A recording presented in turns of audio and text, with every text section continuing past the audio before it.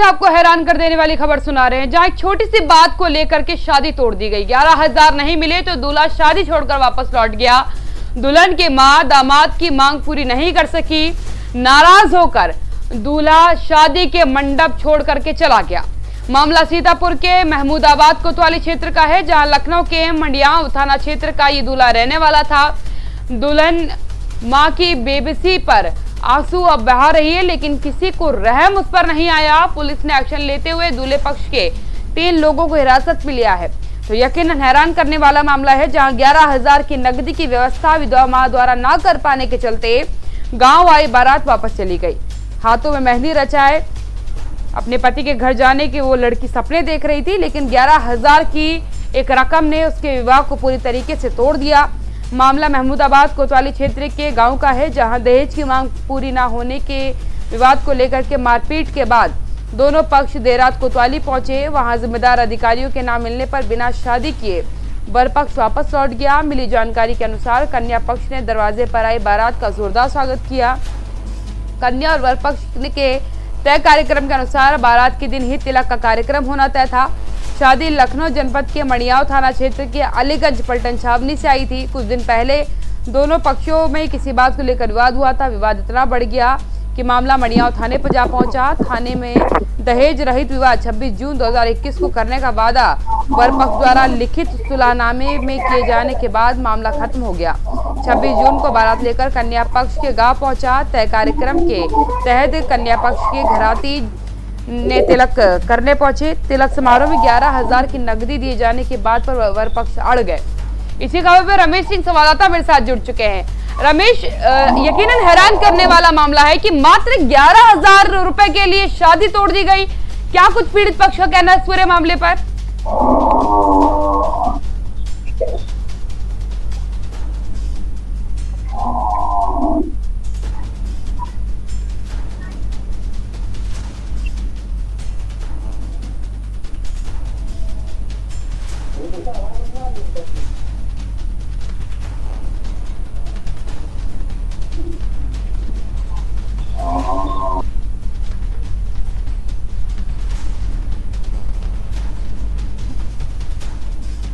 तो आपको बता दें कि 11,000 की नकदी ना मिलने को लेकर के बारात वापस लौट गई। तिलक में 11,000 रुपए नहीं दिए गए, जिसको लेकर के नाराजगी थी। रमेश सिंह संवाददाता मेरे साथ इस खबर पर जुड़ चुके हैं।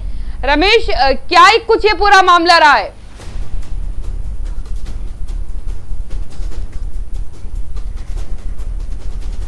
चलिए, रमेश से हमारा संपर्क नहीं हो पा रहा है, दोबारा उनसे संपर्क साधने का प्रयास करेंगे। लेकिन यकीन आज के दौर में भी अगर ये स्थिति बार बार सामने आती है तो परेशान कर देने वाली स्थितियां हैं, क्योंकि लगातार दहेज के लोभियों का अतिक्रमण बढ़ता जा रहा है। जिस तरीके से लगातार दहेज की मांग को लेकर के शादियां तोड़ी जा रही हैं, वो मामले लगातार अब सामने आ रहे हैं, जिसके बाद यकीनन इस विषय पर भी सबको चिंतन करना होगा कि कैसे हालातों को और सामाजिक इस ढर्रे को बदला जाए, क्योंकि 11,000 रुपए एक विधवा मां नहीं दे पाई, जिसको लेकर के शादी तोड़ दी गई, जो यकीनन शर्मनाक है। और जिस तरीके से अब वो मां परेशान है, विधवा मां परेशान है, चिंतित है, तो उसकी समस्या का हल होना भी जरूरी है। इसीलिए पुलिस प्रशासन ने इस पूरे मामले में एक्शन लेते हुए दूल्हे पक्ष के 3 लोगों को हिरासत में लिया है।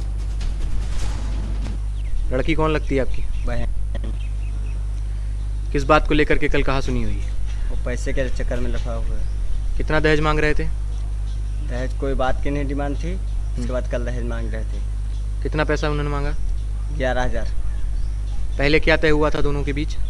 1 रुपये की कोई बात नहीं थी। इससे पहले लखनऊ में भी जो है एक बार पुलिस ने सुलह कराई थी। किस बात को लेकर के सुलह हुई थी? उसके बाद में सुलह ये थी कि कोई चीज़ की डिमांड नहीं है, आप अपनी राजी रुजा से शादी कर रहे हैं। राहुल और विपिन अपने बहन से राजी रुजा से शादी कर रहे हैं।